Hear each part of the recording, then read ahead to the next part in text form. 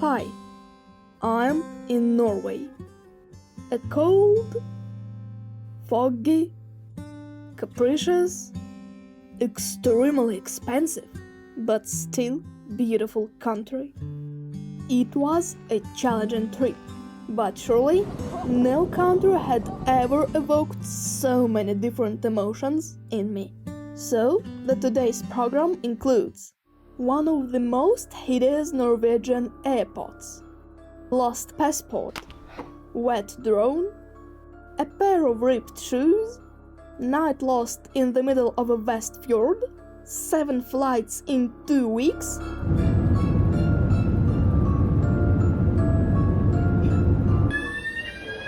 one overnight stay at the airport, terrible logistics, an absolutely inappropriate amount of rain, showers, and storms.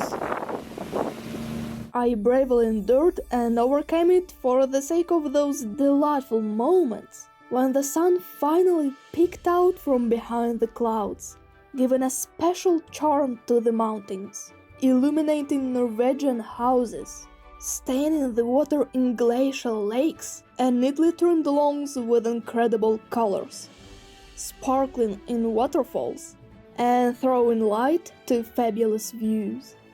On this trip, I saw many things: glaciers, fjords, mountain peaks, cute towns, villages, and giant cruise ships to complement all of this beauty. I met a Norwegian family, had the most expensive barbecue of my life. I did my first mountain hike, bought an extra fun camera, and just had a wonderful vacation in the midst of the harsh, but so familiar and native northern nature.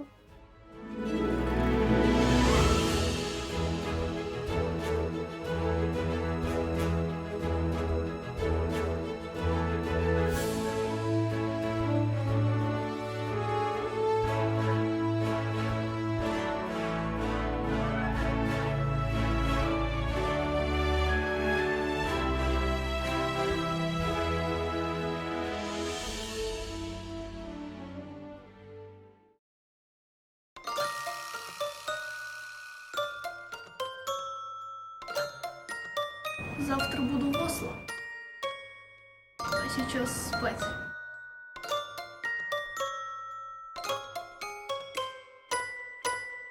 Passengers are kindly requested not to leave their luggage unattended. My journey began in Oslo, the capital of Norway. I stayed there for only one day. The windswept city is located near the Oslo fjord. It does not really appeal to me, so we will not stay here for a long time.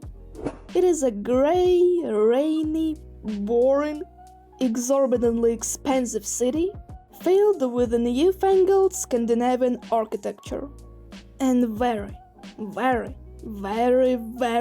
odd sculptures. I talk more specifically about it in a separate video. You can watch it on cue.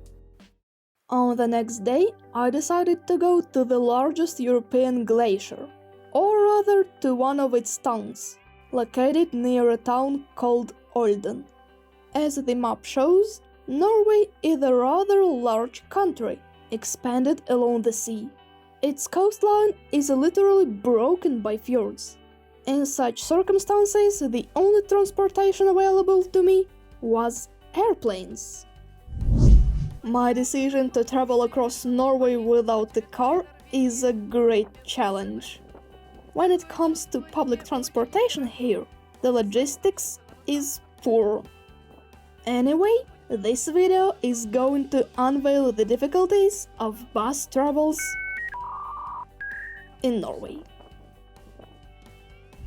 My first domestic flight brought a good deal of trouble, which killed a good half of my nerve cells in 24 hours. The matter is that 20 minutes are not enough time to change planes and pass airport security, even though the airport is barely bigger than a studio apartment. And when an officer walked into the tiny inspection room and told me that my plane would be leaving in 3 minutes and I should hurry up. I knew it was bad. The officer took a quick glance at my overstuffed backpack and literally shoved me out, and I rushed to the plane, having jumped in it just a minute before takeoff. And then I saw someone giving a passport to a flight attendant. My passport! The passport had been put aside in a hurry during the inspection and forgotten by me in a run to brighter future. Just imagine the level of disaster. I was about to fly far inland to the unfamiliar Schengen zone without a passport with a visa. To the great fortune, I was unspeakably lucky. However, the most interesting adventures were still ahead. As I flew over this tiny island in the middle of an interminable fjord, my only wish was not to land there. No way. But 2 minutes later, we were already there.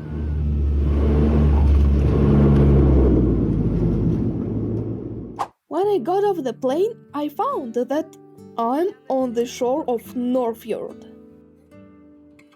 A very picturesque place. I flew from Oslo to the airport in nowhere. There are no people here. And my bus will arrive in 3 hours and a half. Вот дерьмо. Stepping away from the airport, I found myself literally in the middle of a field. I was surrounded by water, mountains, fields, with a single highway nearby, where a car speeds every 5 minutes. To be honest, I didn't expect it at all. I hope I can still get away from here. It's about 40 kilometers to Olden, and I don't feel like going there on foot. I didn't really want to wait 4 hours for a bus, so I decided to walk, looking around.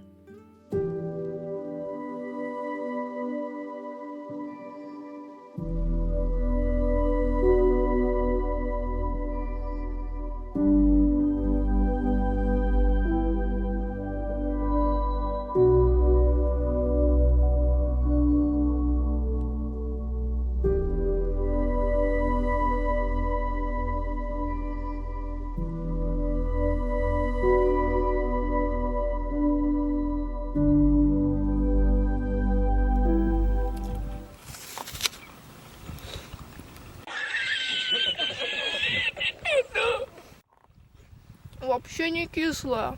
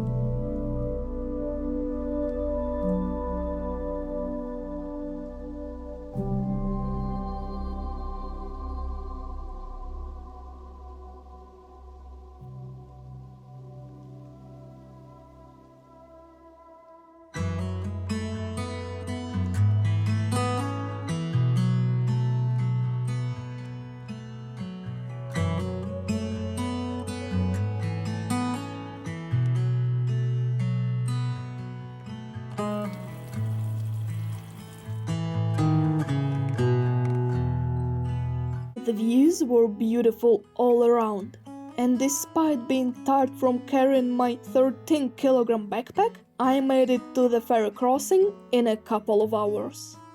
Lucky for me, foot travelers may use it for free, unlike cars. All in all, I took an unscheduled sightseeing water tour. On the other bank, I finally decided to wait for the bus and crouched on the shore. I had a whole hour to think of huge, harsh, and generally speaking, completely indifferent world. These mountains were here hundreds, thousands of years before I came, and will be here for just as long, if not more. Clouds roam across the sky all day long, hiding and then revealing the no longer warming sun. The water ripples endlessly in the breeze, and then calms down again, becoming as smooth as glass, and reflecting everything around. Such moments give rise to the sense of loneliness, which is still accompanied by the feeling of inner peace and freedom. No one and nothing cares about me here.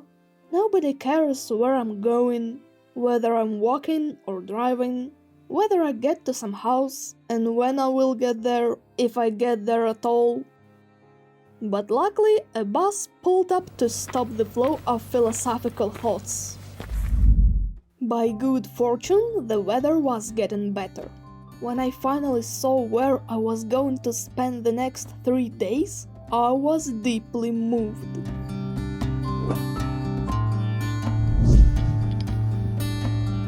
Кажется, это моё. I stayed in a lovely campsite with bright red houses, which I was absolutely thrilled about as a child. They're so beautiful, aren't they? The campsite was located on the shore of the same North Fjord, surrounded by mountains, waterfalls. My holy grail was to rest there after a whole day of travel and stresses. And as compliment to sheer excitement, the huge cruise ship Aida was moored within my sight. I just loved it. It sailed by my Montenegrin windows all summer long. It was very funny and nice to meet it there.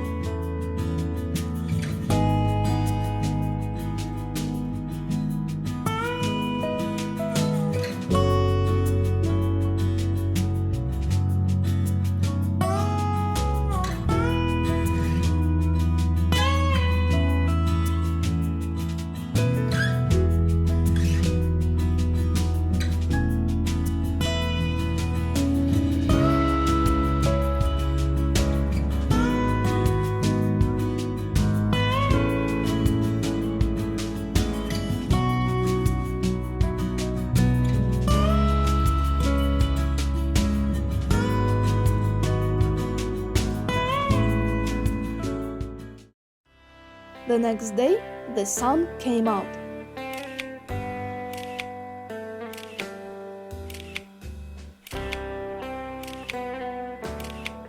And I decided to go straight to the glacier, since I was so lucky with the weather. But then another miracle happened. I accidentally met a Norwegian couple who had exactly the same plans. And they invited me to go to the glacier together by car. Pots of luck.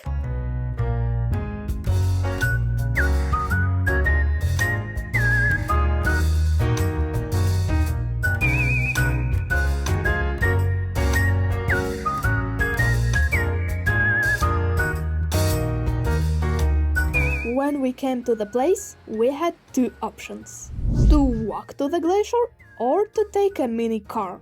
Admittedly, the temptation to take a ride was especially great when I thought of a 3-kilometer ascent. But my new Viking friends were intent on making their way up on their own 2 feet. So, we set off on foot.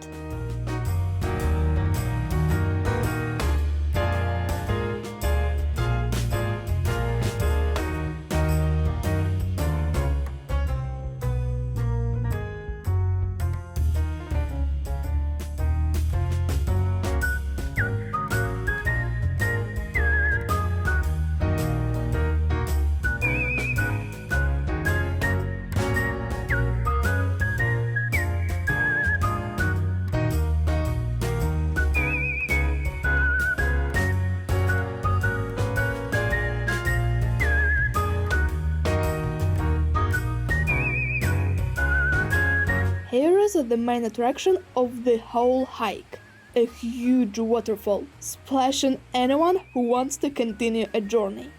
A free shower, as Marit put it. Magar, on the contrary, made the run to get less wet.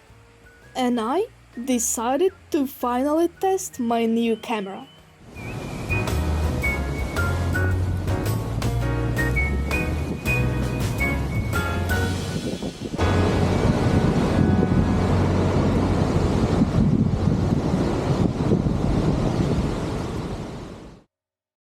The place had many waterfalls. They were literally everywhere. And the road to the glacier was really beautiful.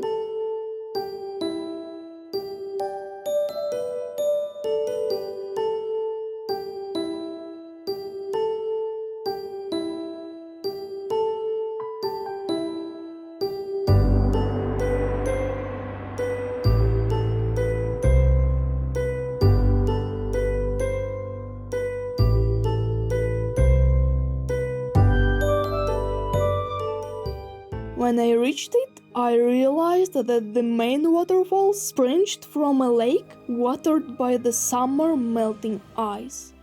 A huge piece of the glacier even broke away while we were there, and it came down in an avalanche.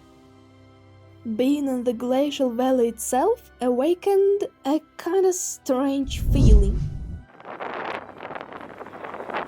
As you can see, the winds are stormy here, and 2 different air currents blow in from 2 directions. One is warm and the other is cold. And I was standing there like a dummy trying to figure out if I was cold or warm. It was one of the kind feeling.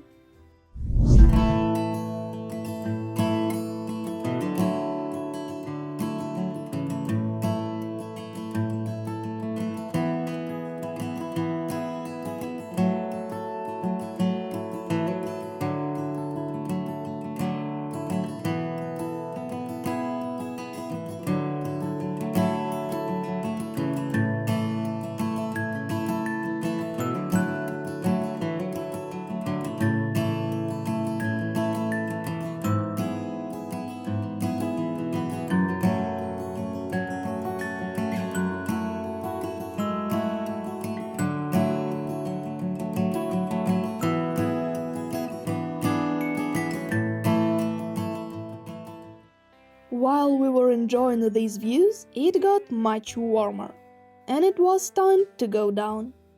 I still couldn't stop looking back. In the sunlight, the ice looked even more beautiful, shimmering with blue and even purple hues. Having taken a free shower for the second time, which was very convenient since my camping charged extra money for hot water, we drove back, stopping on the way near another huge glacial lake with a stunning color of water.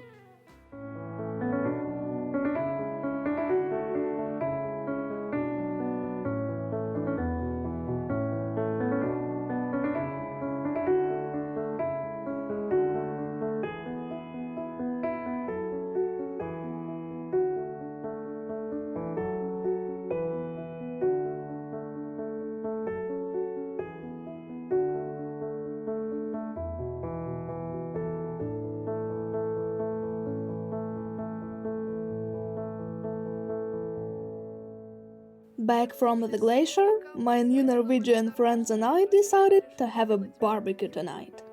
So that barbecue pit over there will be busy soon, grilling sausages with a night to such beauty. A dream come true.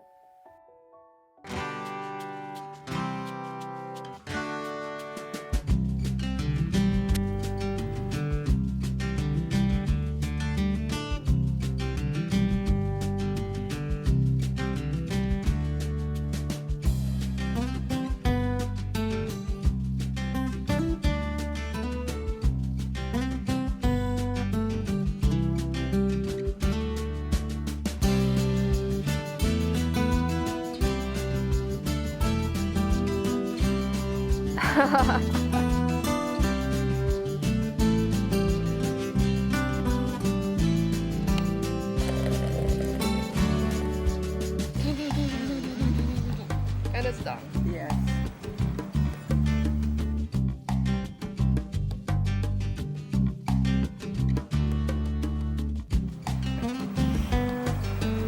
Such a nice day. Yes. It's a beautiful place. And a beautiful, sunny, warm day. 10 minutes later. I wonder if the water here is salt or fresh. I'll check it out.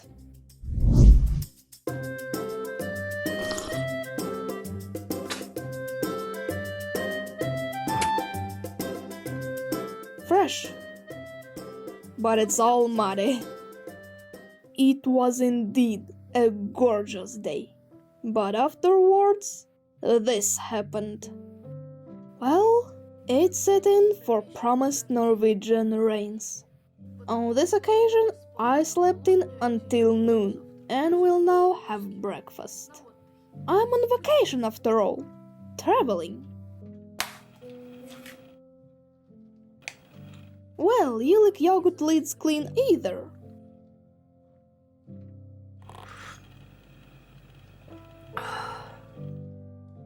I love coffee in the morning.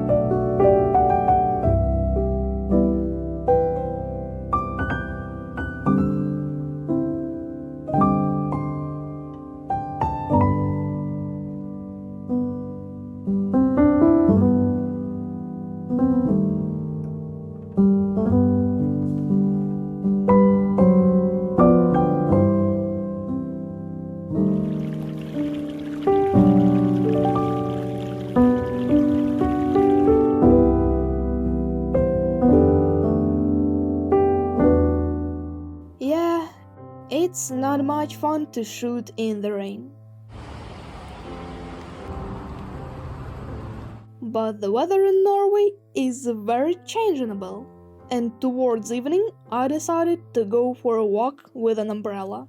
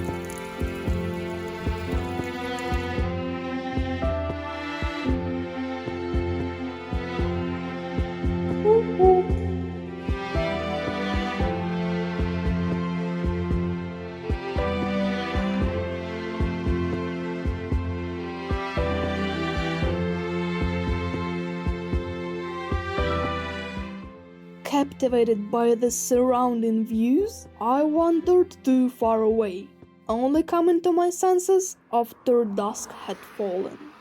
Anyway, I was coming home in the dark. But then,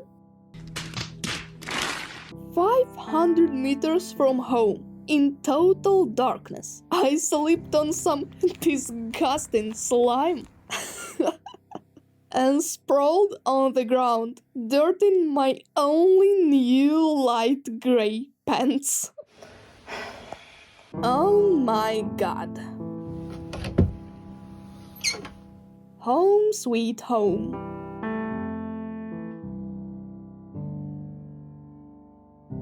It's 8 a.m. I'm standing in the rain, waiting for my bus, which runs here twice a day. Hopefully it comes. I hope so. It's time to visit the main point of my entire route, one of the most famous places in Norway. I'm heading to the most beautiful, or at least one of the most beautiful, fjords called Geiranger fjord. It is known primarily for its waterfalls, and it's a UNESCO World Heritage Site. Its extreme points may be reached by a ferry at a price of 35 euros. For an hour, it slowly and quietly sails along the water sleeve, so that everyone can enjoy the views. But there was still a fine point. You've probably guessed what I'm talking about. The entire day of my trip, it was pouring down steadily. The rain was accompanied by gale force winds. It was almost impossible to shoot in such conditions, because the umbrella simply could not be held in the wind. And the camera was exposed to water. I literally froze on the open deck after 5 minutes. And there were no views at all. Clouds, fog, and rain. Fortunately, sometimes the rain slacked, and I had some chances to go out for a few minutes.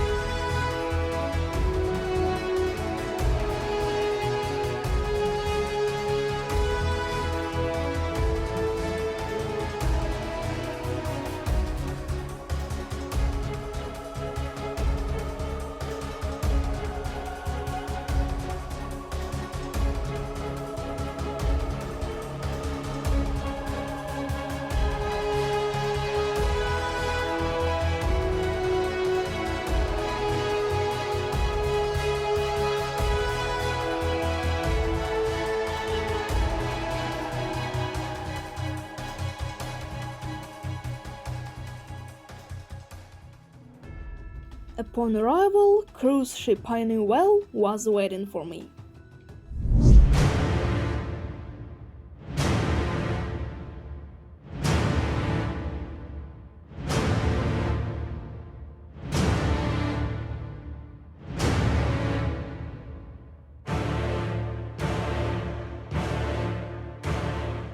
And it was raining again. No transportation to get to the campsite here. Just camper vans and tour buses all around. Anyway, just a 40-minute walk in the rain.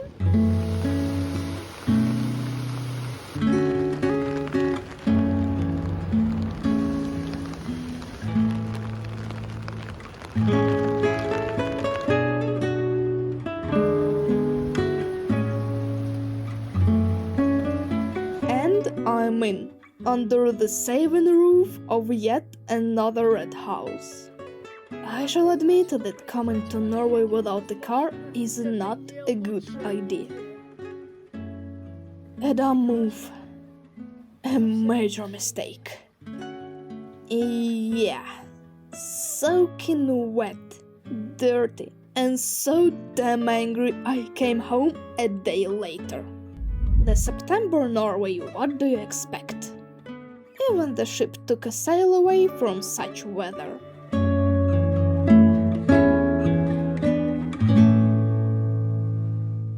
What was my surprise at seeing another cruise ship outside the window the next morning. It was so beautiful. On top of that, the weather was seemingly going to get better after yesterday's nightmare. And even blue sky peeked through the clouds in some places. I was overjoyed, so I headed to the center of the village. When I got there, the sun was already shining, letting me enjoy the fjord, the waterfalls, the mountain peaks, and the luxury ship.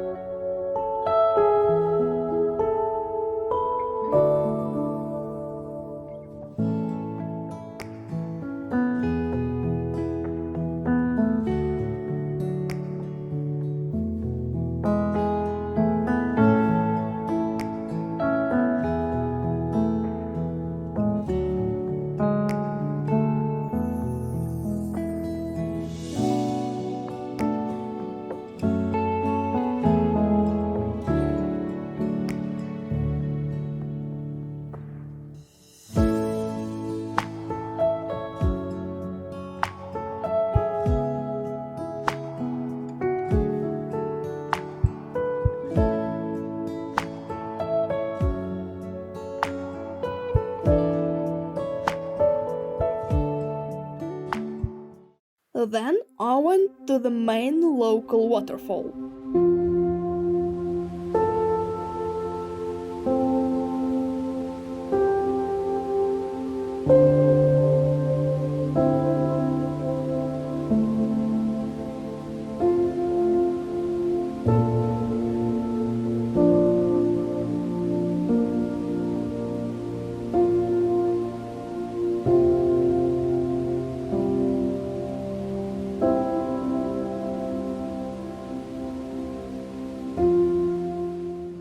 And since the weather was nice, I decided to go up to the main observation platform, located 5 kilometers from the village.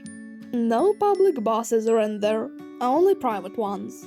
I had the following options: to buy an unnecessary excursion for mad money and go to the observation point for 5 minutes, to rent a tiny electric car to drive all over the fjord, or to follow my standard way, i.e. on foot. I chose the latter option.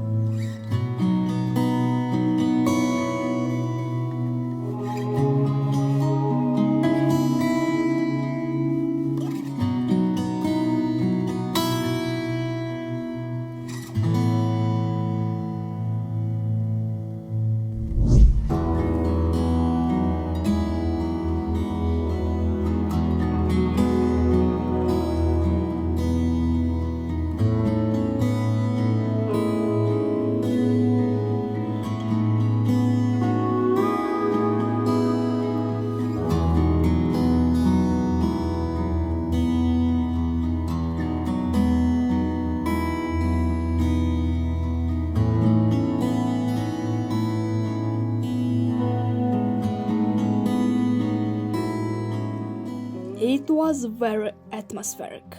Despite the long 90-minute uphill walk, I really enjoyed it. But the sky was cloudy again, and as soon as I launched B-Boy into the air, the rain started to fall. He rushed back at the top speed this little guy was capable of. I thought about what an interesting descent I was going to have. After successfully packing my gear into my backpack, I turned back and ran home in the pouring rain for an hour.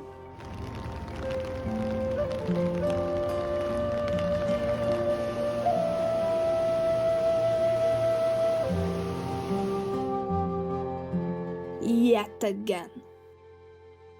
Waking up late in the next morning, I was completely stunned. The forecasts were promising heavy rain and snow. Snow in the middle of September. But as soon as I stepped outside, the whole fjord was sunlit, and the clear blue sky instantly made me completely ecstatic.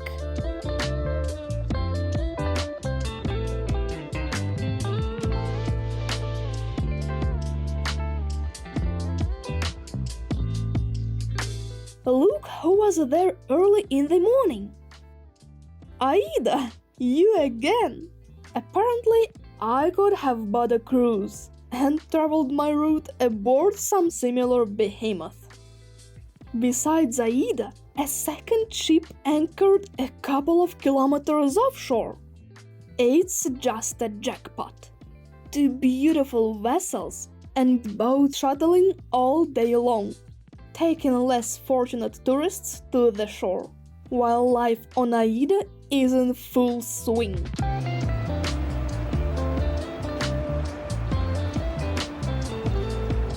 I'll be honest, I adore cruise ships.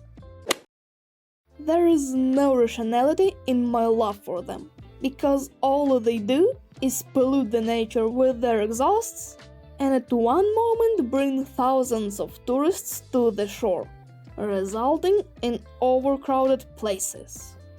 But I still like them. They're so big, so different, beautifully painted, and turning into a floating disco after sunset.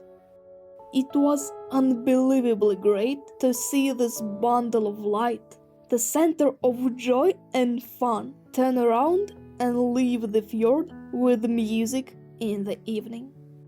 Yeah, Geiranger definitely put a smile on my face, and I left with a great sense of satisfaction.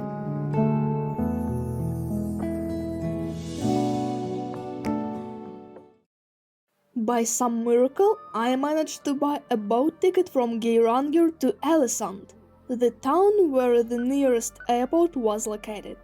Google didn't know anything about it, and when I tried to navigate between the 2 points, it sadly informed me that no routes were found. Alright, we have yourself for the 14th of September, one way from Geiranger Olden at 2 p.m.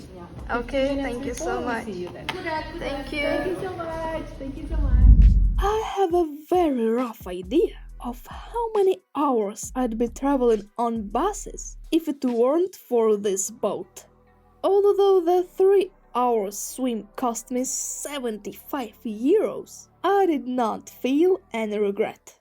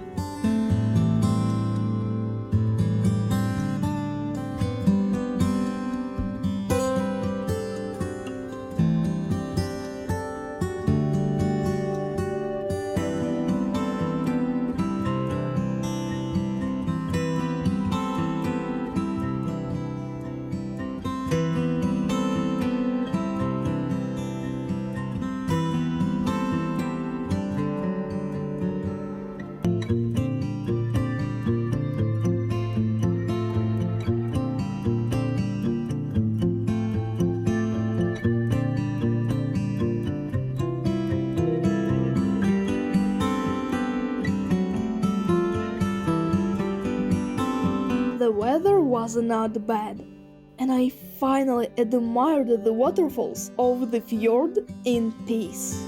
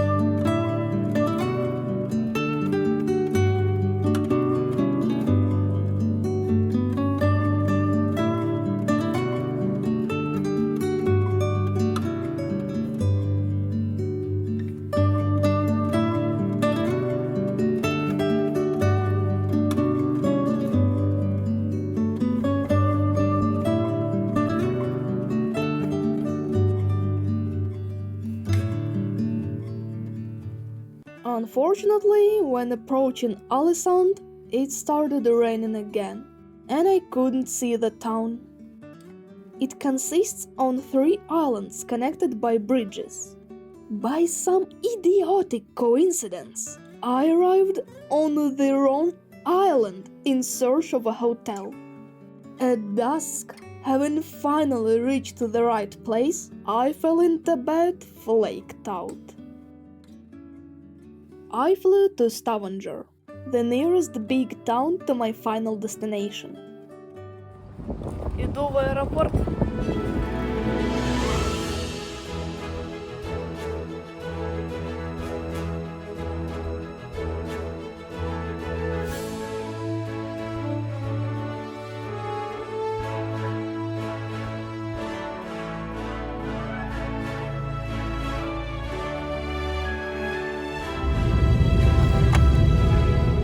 I was planning to do my first real mountain hike in my entire life, and I chose the most popular hiking route in all of Norway, the way to Preikestolen, a giant 600-meter high cliff overhanging fjord.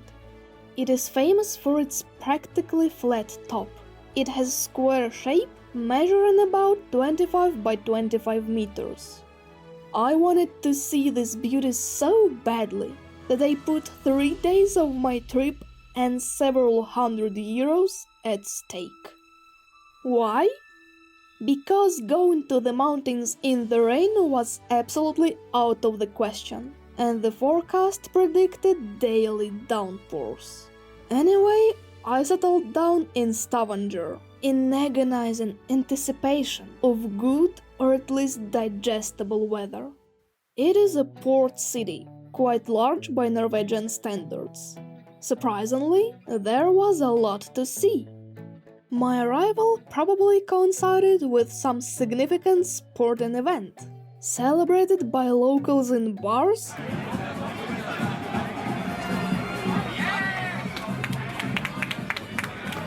and by the youth in buses.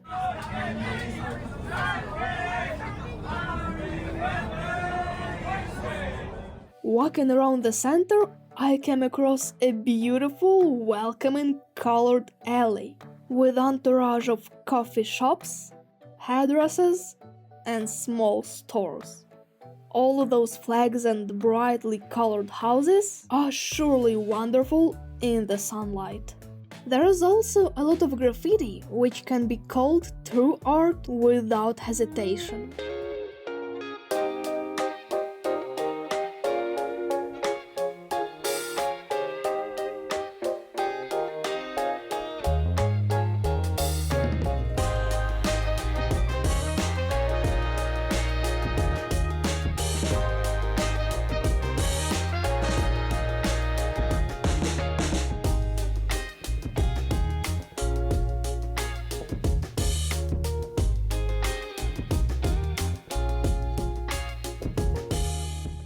On the other side of the embankment is the ancient neighborhood with wooden white houses, proudly called the Old Town.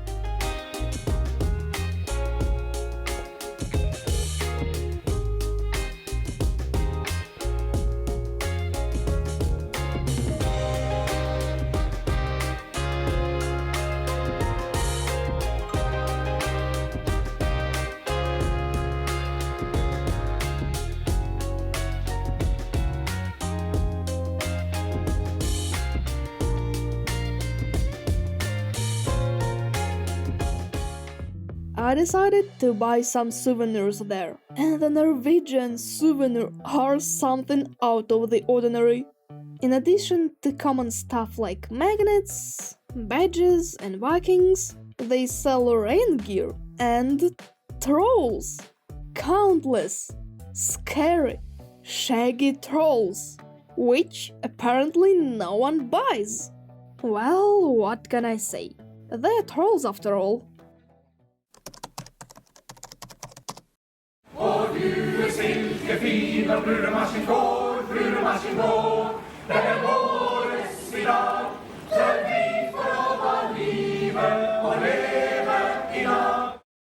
In the evening, I went to the fjord waterside to see the monument which was one of the town's symbols. After having a snack of wild blackberries along the way, I found myself on a beach with 3 huge metal swords stuck into the rocks to commemorate Viking battles. All evening long, I watched the weather surface. Seagulls, clouds, and cats. I harbored high hopes that the coveted trip to the mountains would happen after all. However, getting to these very mountains was a challenge. I was in Norway, remember?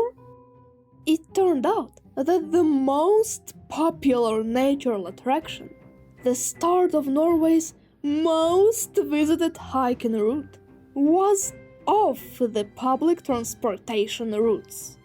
Luckily, I found the only private company that took hikers from Stavanger Central Station to the start of the route and picked them up 3 times a day.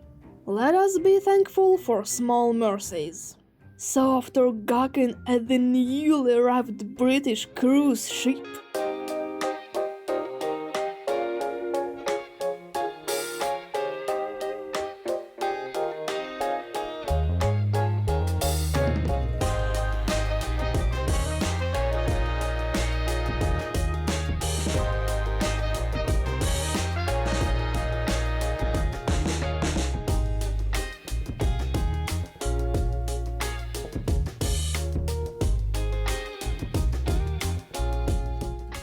I left at AM for Fjord, where my next travel adventure began.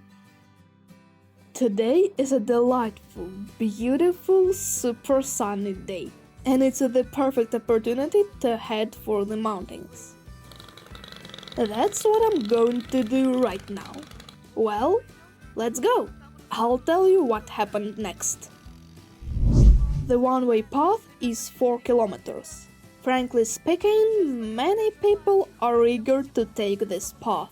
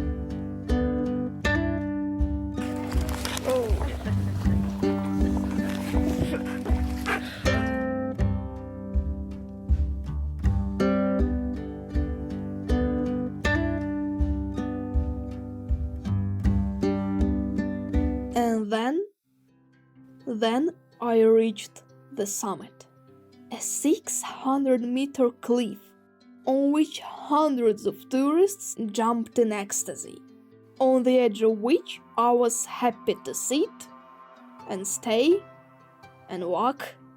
In short, walked a tightrope. Such place was really breathtaking, especially for those who sat with their legs hanging down over a 600-meter abyss. A moderate breeze fluttered a little vegetation, tourist boats running laps far below, helicopters occasionally flying overhead, and of course, the square cape itself. To my great dismay, drones were forbidden there, and I climbed higher to see the full picture, and never once regretted it. In relative solitude and silence, I spent half an hour there. The best views by far. It was time to go back down to catch the last bus. I had absolutely no desire to hitchhike the 50 kilometers home. To be honest, the descent was not that enjoyable. I was very tired and worried about slipping on the smooth, sometimes still wet stones. Shakily crawling down the uneven steps was almost more difficult than going up. Speaking of that, mountain hike without proper footwear is a big mistake. Be warned. Well, my first true hiking trip is a success. I have made it back down, with my feet intact, and I have not even fallen off a cliff. I consider that a great piece of work. That's the kind of Norway I love. I don't like rains, but I love this wonderful weather and nature. There is nothing like a wonderful bun in the midst of nature, especially after a 10-kilometer hike. This little guy climbed the mountain with me today. Настоящий викинг. This was the end of my exploration of Norwegian nature. The next morning I had a final flight to Bergen, the most beautiful town in the country. The most beautiful and one of the rainiest. The weather was expected to be nasty.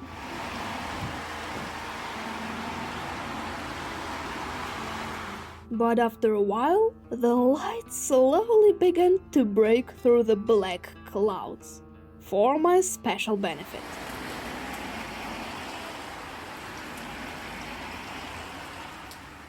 As the sun was shining, I strolled along the neat streets, and when it started raining, I ran into one of the souvenir stores, looking longingly out into the street. I don't see how these two contrasts can alternate every half hour.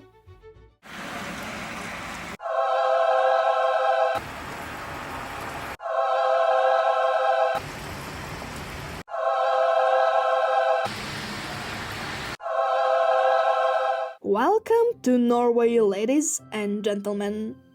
Half of the wooden houses on the waterfront, literally the town symbols, had been covered up with ugly plastic during the restoration.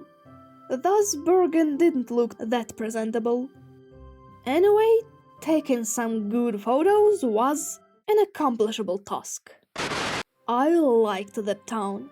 It was a wonderful end to this long trip. In the port, cruise ships were moored. Ferries and tourist yachts floated along the waterfront. This little guy was my particular favorite. Old art piece houses alternate with neat, very cute wooden houses. Castles, cathedrals, ancient neighborhoods. Yeah, I definitely liked it here. The trip came to an end. I felt no regret that time.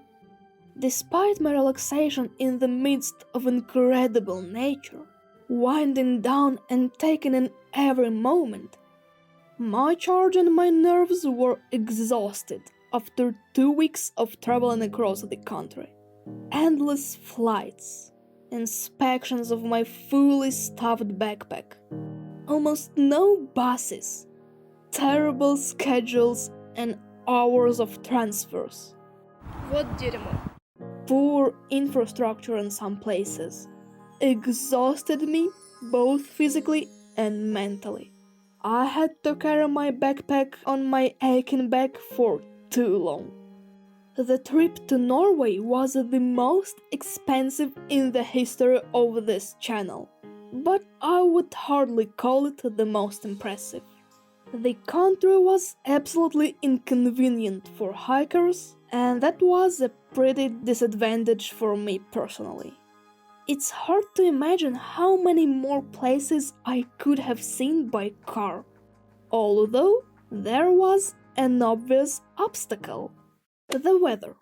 Totally unpredictable, freak and rainy all year round.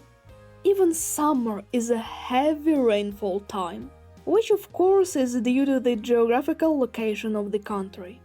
The North Sea gives all its wetness, all the winds and all the coldness to Norway, which is not good for the country's climate. If you don't want to get caught in the rain, you have to spend a few days in each location. On the other hand, such incredible landscapes, fjords, mountains, lakes, waterfalls and rivers are unique, and it is definitely worth coming here for them. As for me, I'd like to come back to Norway again in winter, to enjoy the beauty of the real Scandinavian winter, which completely changed the mountain panoramas I have already seen. Only by car. Definitely and irrevocably. I should finally get my driver's license. What am I? An unlicensed YouTuber? Nonsense.